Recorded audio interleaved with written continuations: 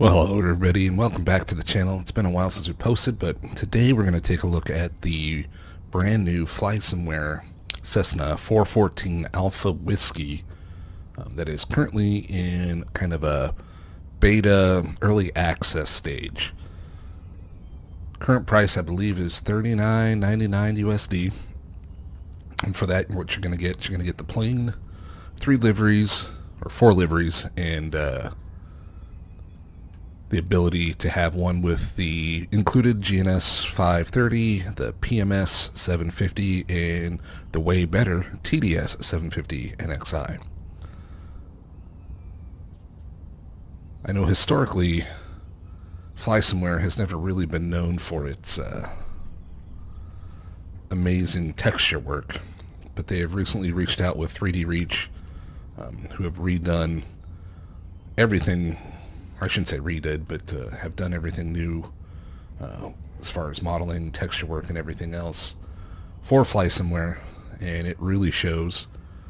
Flysimware always had amazing systems, and I think everyone kind of knocked them for not having the nicest 3D models or texture work, but now we get some really, really pretty 3D models and really nice texture work. So we'll start here on the outside. I need to stress once again that this is a paid early access beta.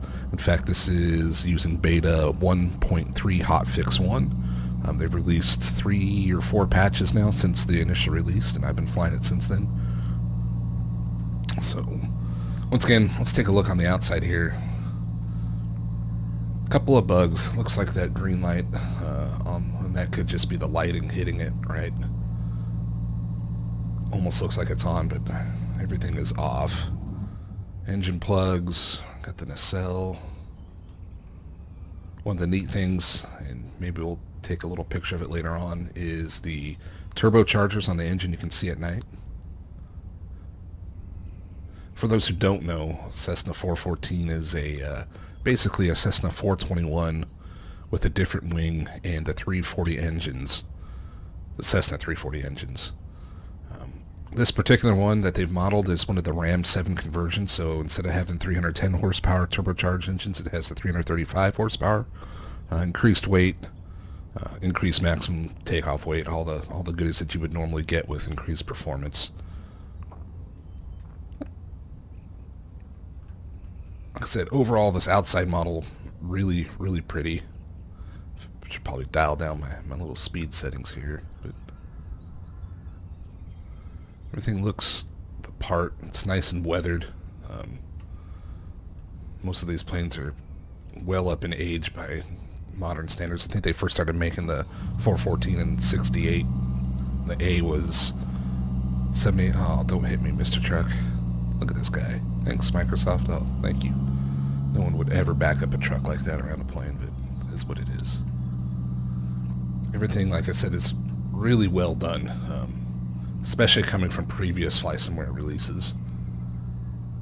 Is it Carinado level?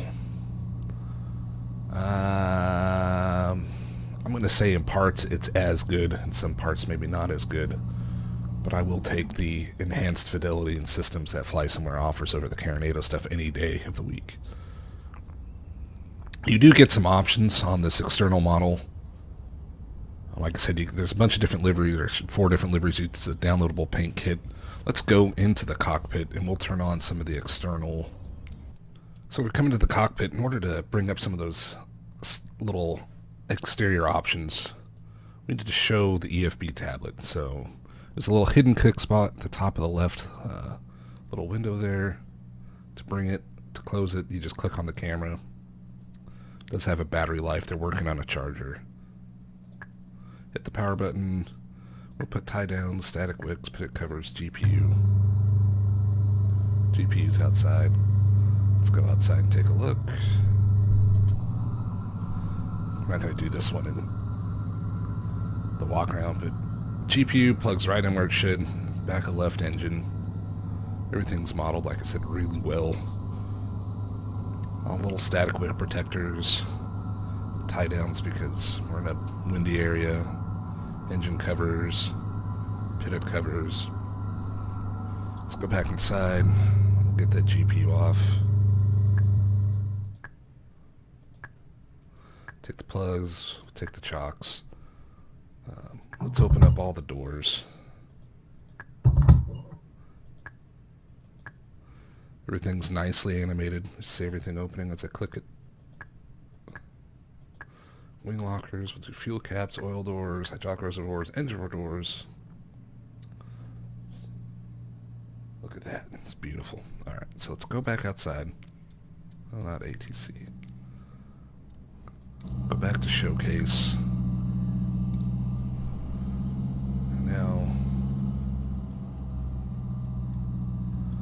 so if we look here, look at all that engine goodness.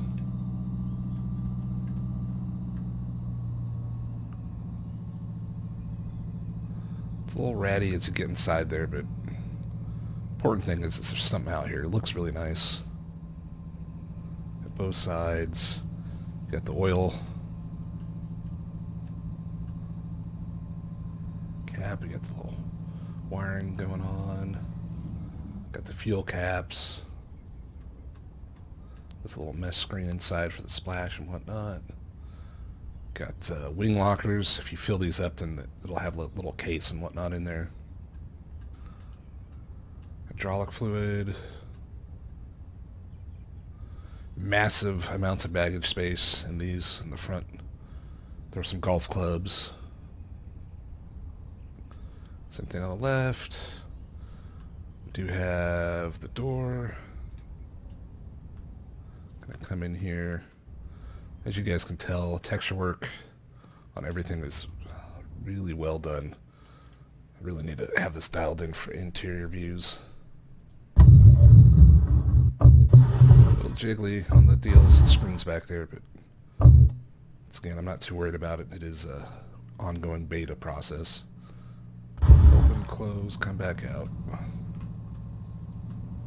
It's nice you even have the little, max baggage weight little tags inside the lockers. Rudder lock. Awesome.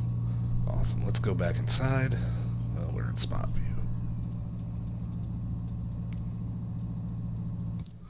So coming back inside, we'll take all that off. Close it all back up.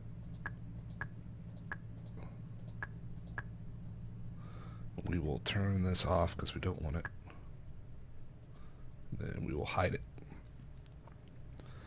So looking over everything, as you can see, it's all really, really well done. If someone were to nitpick something, I would say maybe the screws are a little pixelated when you get up close. I'm playing in 4K, and you can kind of notice it. You may not notice it so much at 1080, but at 4K you definitely do. What's really nice is, all the text is legible. You have fuses on the left, all the electrical switches on the left. You got your pressurization. You have your normal 6-pack gauges.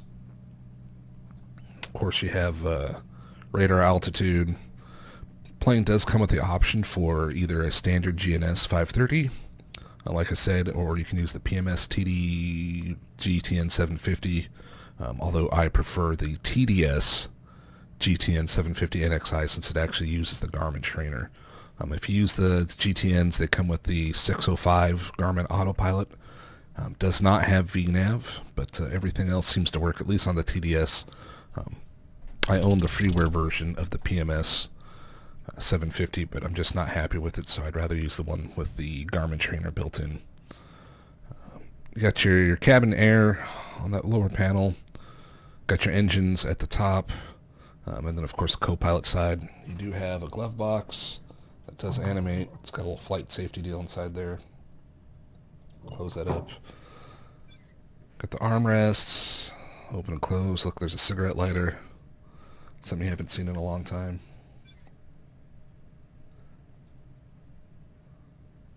Of course, you got throttles. You got your prop and then the nicely sounding with the clicks as far as your mixture. So there is currently a bug that most people are pretty well aware of if you've been flying a turbocharged aircraft in Microsoft Flight Simulator, that the mixture settings for on turbocharged aircraft are kind of screwy. So they have enabled auto mixture on the current version of the plane. Not what any of us really want, but it's also working within the restrictions that are placed on them currently. There's a download, there's a third-party tool, a WASM module that you can download that'll help make the turbocharged engine mixture controls act like they should. But right now I just have it used in the whatever the developers had, so put it into auto mixture and leave it. So if we go to start this bad boy up, we're not going to do an entire, full flight regimen type thing with this, because once again, it is a work in progress. I'll tell you now, it flies amazingly. It does have some issues when it comes to single engine performance. But as far as actually getting up, going from point A to point B, take off, land, fly your patterns, fly your RNAVs, it does an amazing job here. The sounds are really good too. So before we start, we're going to put mixture all the way up to the throttles.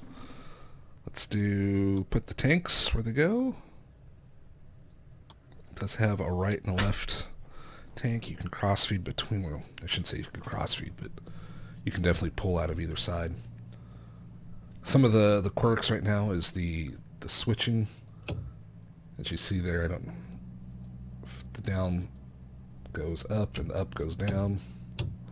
Some weird little things. There's some inconsistencies with the button assignments when it comes to like your honeycomb and whatnot.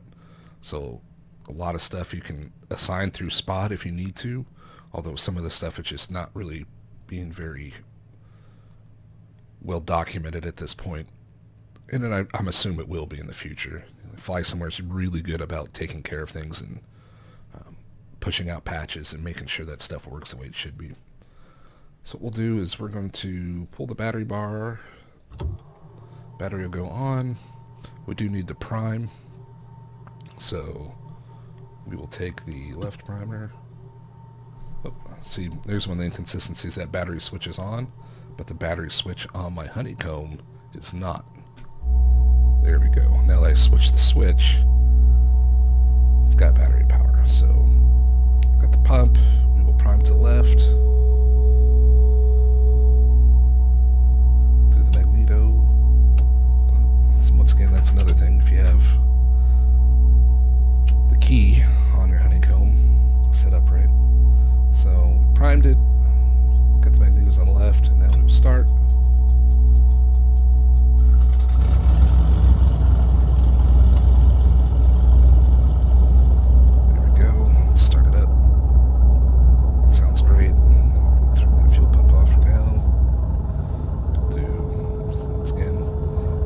Goes to the high even though it's pointing down.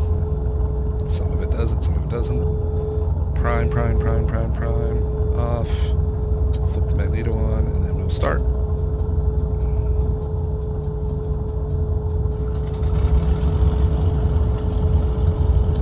There we go. Alternator switches will come on. Avionics bus on and on. Does not have a beacon. Does have nav and strobes. Of course, taxi.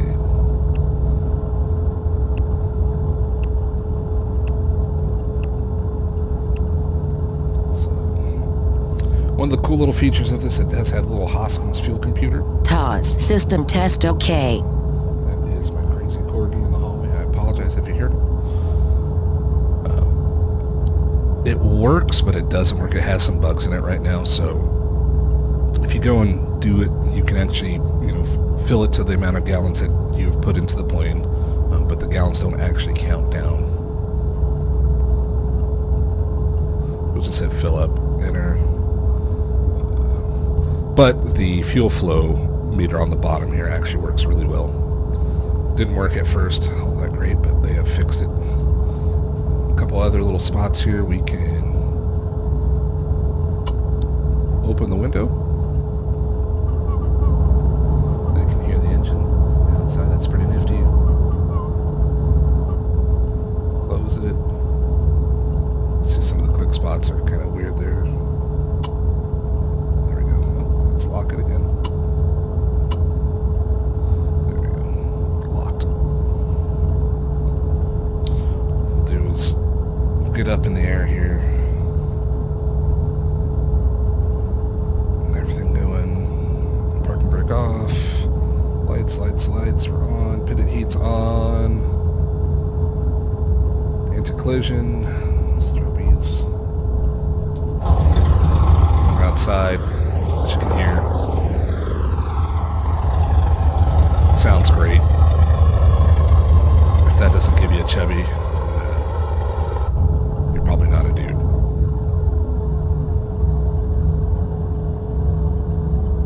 course, it takes a second to get going here. I need to turn that fuel pump off.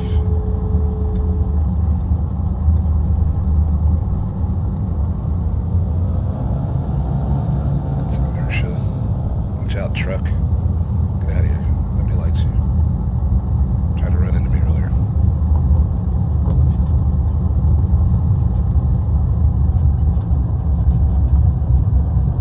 Landing lights are actually nice and bright. So, if we go outside, you can see them start to animate down. Really well done. Flip the actual landing light switch, they turn on super bright.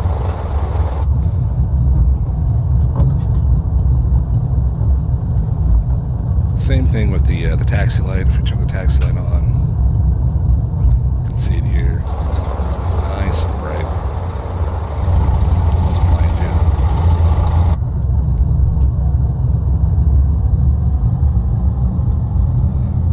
you. Very docile when you taxi it. Obviously, there's been some reports and some people, the rudder being jerky for them. I can't really replicate that. I think it more has to do with whatever hardware you're using. I'm using the Redbird alloy Arty ones, and you know, everyone's settings are a little different when it comes to what they've got going. So.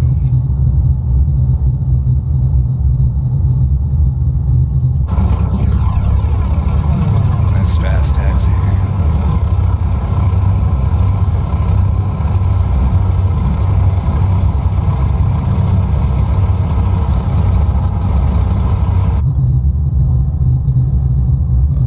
Pull back here. It's a little darkish out this morning where we're flying here. It's 2 Romeo 5. I'm doing the flight for FS economy.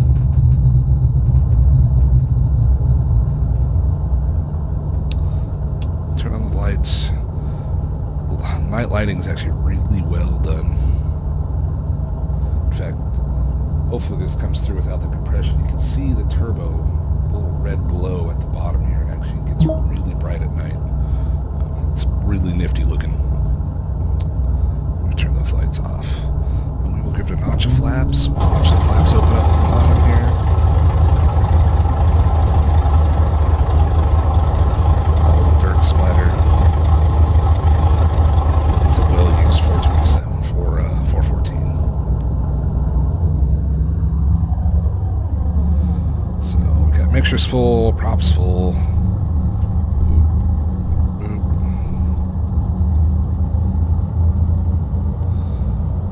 Right, up, down, everything works.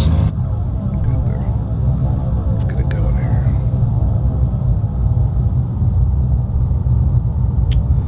So on the takeoff here, what we're going to do is we'll pull onto the runway. We'll get it up to about 30 inches, make sure everything looks good in the green, at which point we'll pop it up to 40 inches on the manifold pressure, full on the prop, and we'll take off probably around 90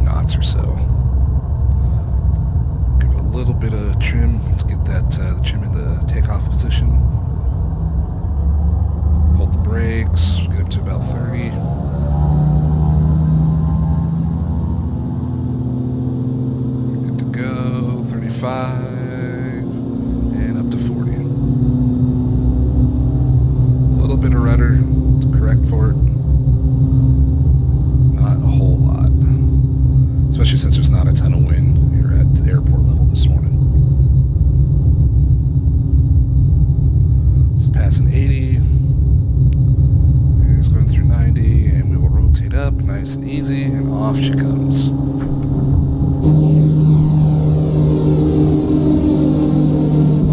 Pretty nice in the animation. We'll leave it here at 40 inches, gain just a little bit of altitude. Beautiful, beautiful morning.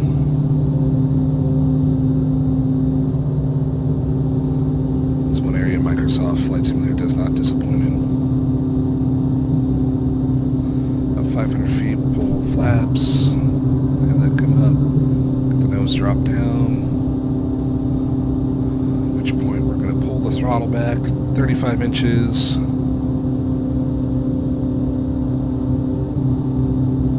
then we'll set the prop at 25, and this is the RAM expected climb power, anywhere from 120 knots. Generally, I've been flying at about 140 on the climb. Very docile. It handles like you would think a bigger twin Cessna would handle.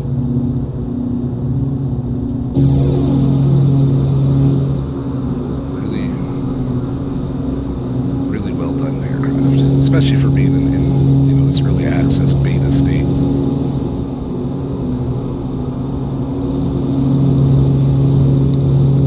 Go too much into some of the stuff that's probably going to change. There's a good little view of the turbos heating up.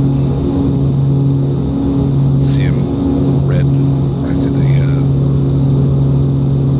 cooling ducts there.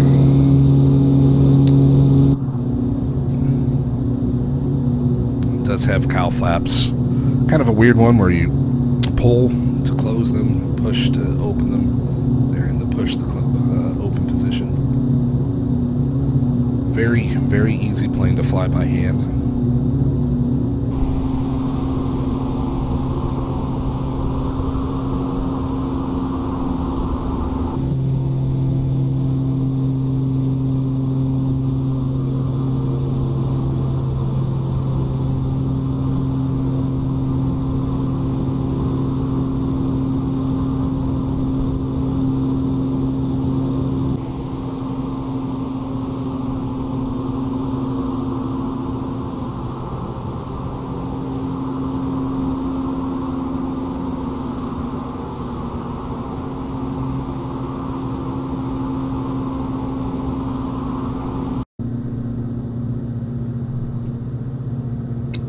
Alright guys, so now we're down, we're established here on the RNAV 36 into Greenwood. Got movement. The vertical deviation is coming down. I'm going to pull the power out of it a little bit, have her slow down, put the first knobs of flatch in. You will notice on the whiskey compass there's a little bit of a bug as I go back and forth between north. Kind of spins 360 one way or the other.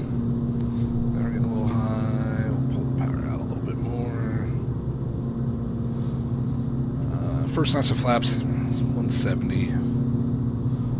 That's what we're saying. Yeah, 171. So first notch of flaps coming out.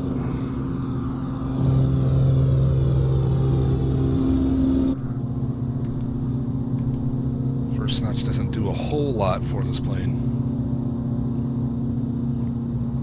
This helps slow it down a little bit.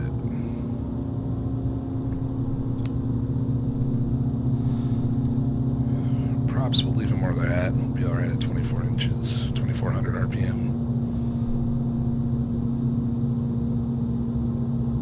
Slow down a little bit more. Just pull it right to the bottom of the green here.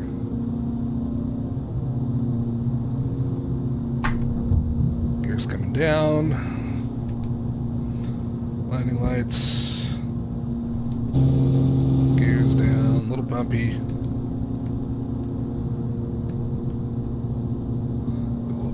Back in. Second notch of flaps.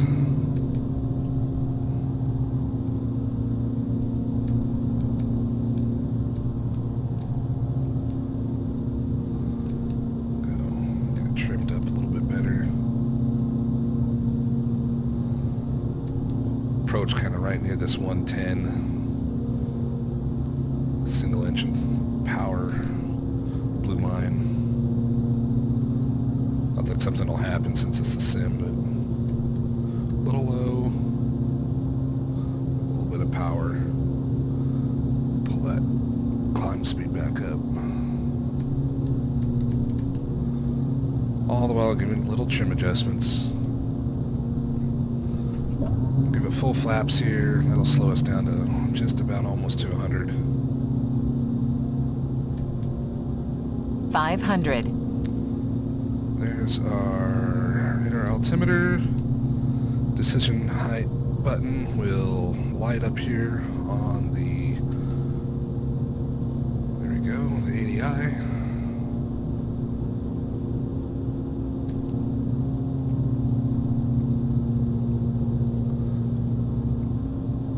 Just a little 7 or 8 knots, so oh, it's down to 3 knots now.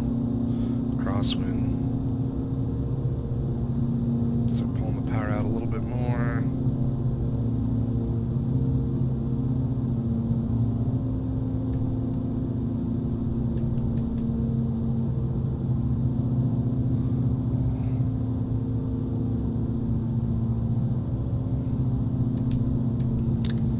And we're almost there. Crossing the numbers, we'll start pulling the power all the way out. 5 degrees pitch up, hold it, and on the ground we are, nice and easy. Plane hand flies extremely well.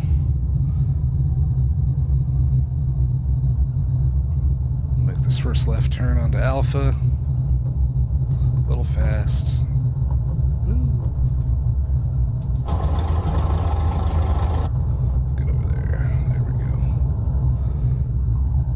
Throaty idle sound. Dash the hold short. Oh, come on. Lights will come off. Tax light will come on.